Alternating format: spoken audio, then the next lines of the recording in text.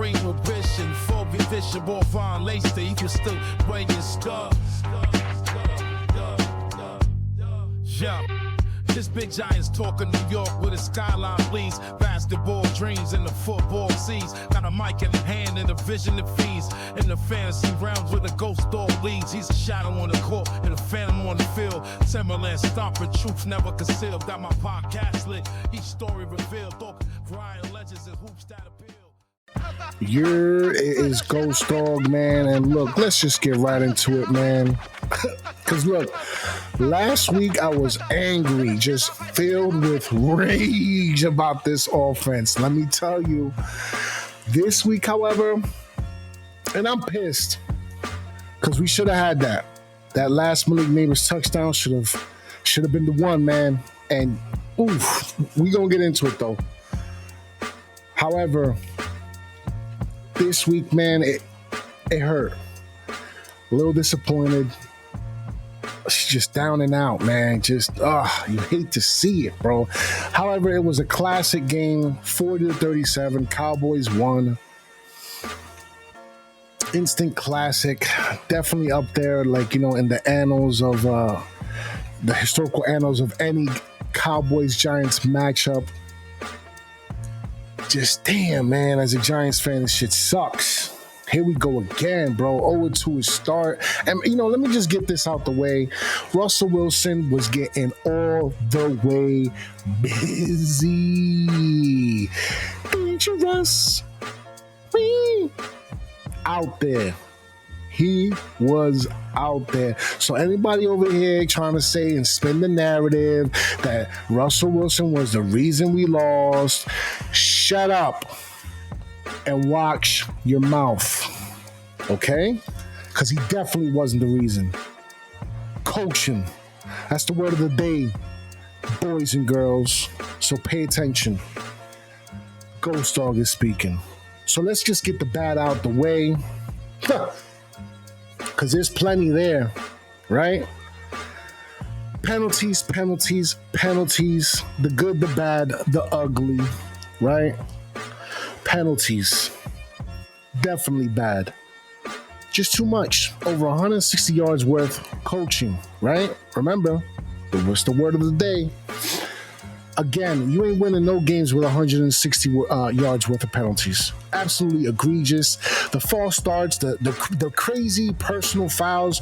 Your boy James Hudson out there clobbering people on the side of the helmets. Like, it's just unnecessary, bro. Why is he still in that Giants uniform? Bro, by that second or third flag that he drew, man, 55 would have been like, yo, and then he's on the sideline getting crazy. Yo, enough's enough. Jesus Christ. And then the rushing game. Why are we 28th ranked in rushing in the league with this talent on the team? 44 and 29 can do things, man. Bebop and rock steady. Just let them get out there and get busy. That's all I'm asking for, man. You know, Russ looked a little, rattled in the beginning, but again, nobody better not say nothing about that, man. Score goes on the coaching. Why couldn't we seal the deal towards the end? Why couldn't we get this running game to control the pace a little bit better? That's all I'm asking. You know what I'm saying? Missed opportunities. Talk about the defense, though, because in reality, for as much as I want to get on the offense, they showed out. The defense just, for some reason, just could not seal the deal. Dexter Lawrence was just a ghost out there, and I'm starting to worry now because it might be more than just a physical thing. It might be a mental thing with him. I just think he's had enough with the coaching, the whole situation with the losing. Man, look, it's bad. And then Banks out there in zone coverage, getting burnt. Listen, Banks was brought in here for man coverages, okay? Man corner play. If he is not in a man corner package, don't have him on the field. I'm tired of seeing him out there in zone coverage looking crazy. Because he's one name in a long list of names that I can go on and on of squandered talent from this coaching. Okay? Banks is certainly on that list of squandered talent. Make no mistake about it.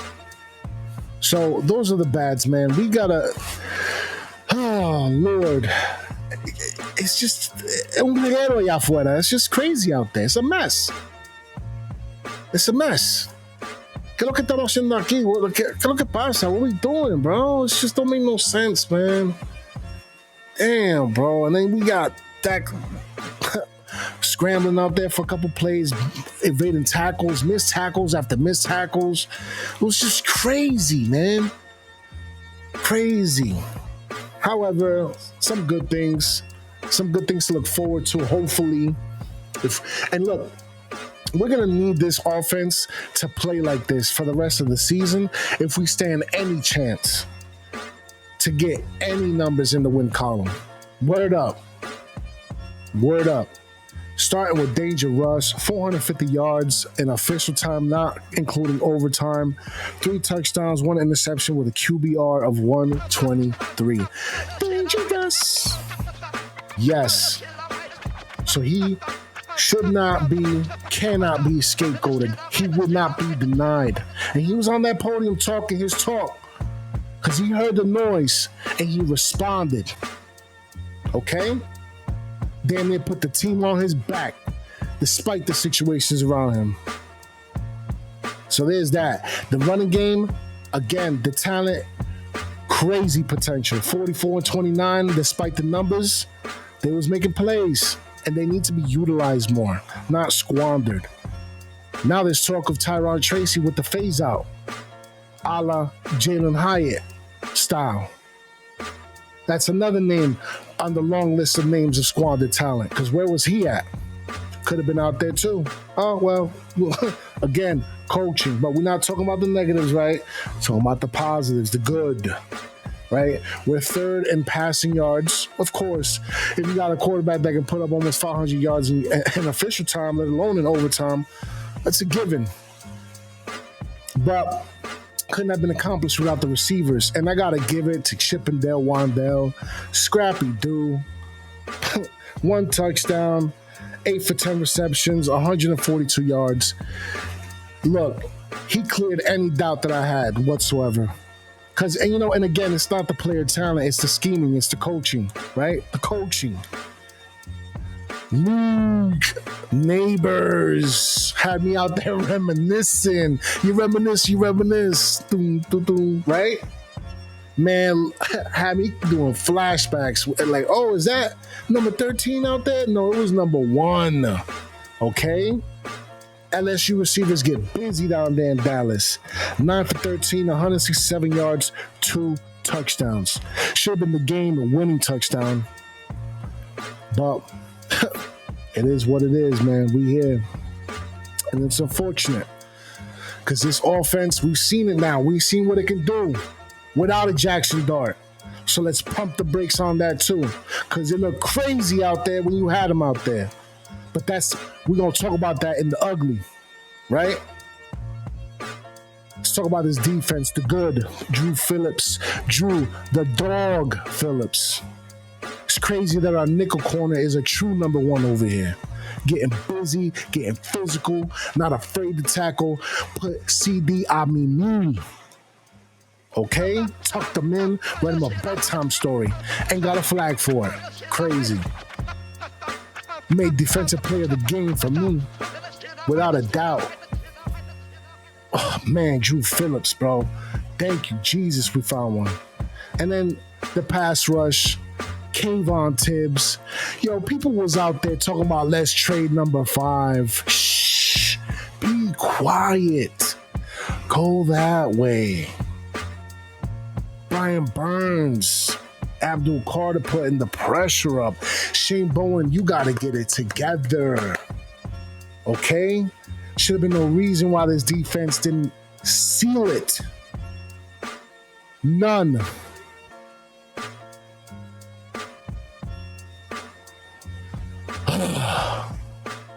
Let's get into this ugly. Yes, the ugly.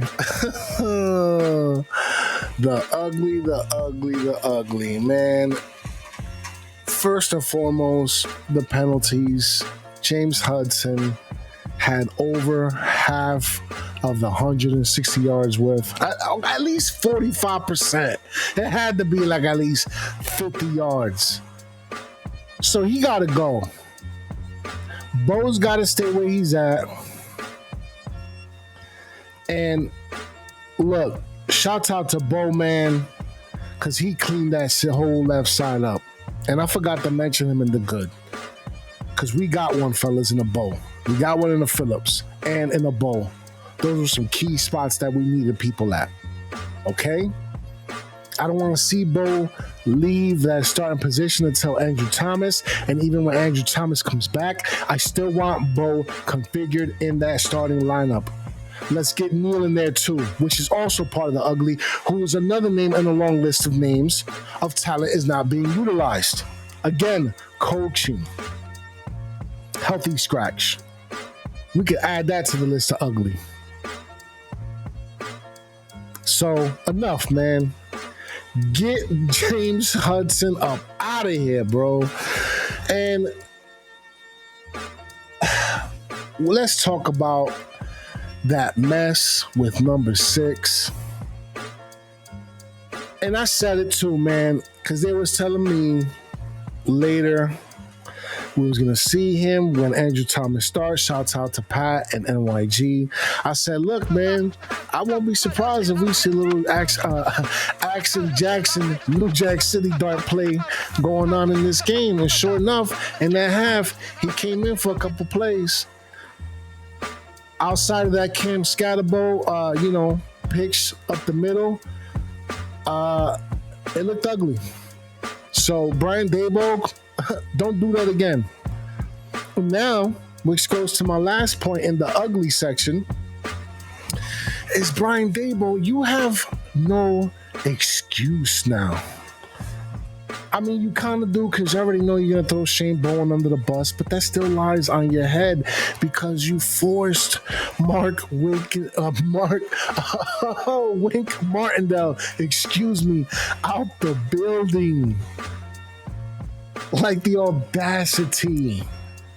And with Russ putting up numbers like that, guess what? It's not going to work now. You could say something if Russell Wilson was stinking up the bed, but if he's putting up that much yardage with that much touchdowns with a QBR like that, fam, there's no excuse. Jackson Dart cannot see the field now. Because anything outside of Russ starting for at the very least halfway through the season now is absolutely detrimental to Jackson Dart. So it looks even worse. So he kind of played his trump card a little bit too soon in a way. Because not only did he play Jackson Dart for a couple plays, Russell Wilson was out there cooking him. So now there's no reason, none, zip, nada, near, nada, Nathan's. Goes back to coaching. We're going to see, Brian Daboll, you ran out of tracks. The cliff is right there. I see it. Let us go 0-4. Let us go 0-4 and just get destroyed by these next couple games. Because I was going to say, by game like 6 or 7, let us, man, look, we go 0-4. No jodimos. Season's over with. It ain't no coming back from that. No. So that's my reaction of the game, man. We wish we could just have it back, man. Unfortunately, didn't happen. That goes on with his record of 14 wins against us for his career since 2016. Crazy. 10 years later, bro. 10 years later, yeah. Almost. 9, just shy. My bad.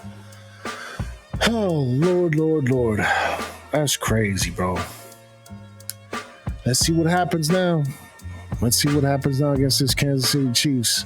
Because they're 0-2 as well. And the desperation is sitting in over there.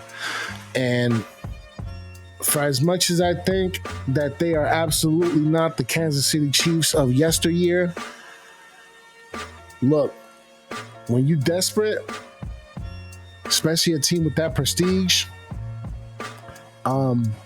yeah, no, they're looking at the Giants as a comeback game. They're looking at them as like a uplift type of game. You know what I'm saying? A wash the palate type of game. So Brian Daboll gonna have to get crazy. He's gonna have to get crafty. He's gonna have to pull out all the stops, because if not, it's gonna be his last one. So stay tuned. I always say this: if you're new to the channel, if you like the vibe, hit subscribe. If you appreciate the way I spit on this mic, smash the like, leave a comment. Tell me what you think as a Giants fan, man. Use this comment section to vent your frustrations. I would appreciate it. You know what I'm saying? Just stay tuned for future content. Stay tuned for the Aboriginal Sports Network as well. I have the Tap In Tuesdays over there as usual. I'll also have a new fantasy show going up. Going solo with that. So just, pay attention for that over there at the Aboriginal Sports. Pay attention over here for the preview to the Chiefs game. Just stay tuned, man, and tap in. And much appreciated. With that, I'm going to give y'all a big blue salute. And peace. From the shadows of MetLife to Mike's last track, Ghostdog repping Big Blue, never looking back. Podcast sales, heads deep in the fog. Gridiron echoes follow the phantom dog. Jersey glows under moonless skies. Fades with the beat, but never truly dies. He barks once loud, a New York anthem blast. That vanishes like stories from podcast past.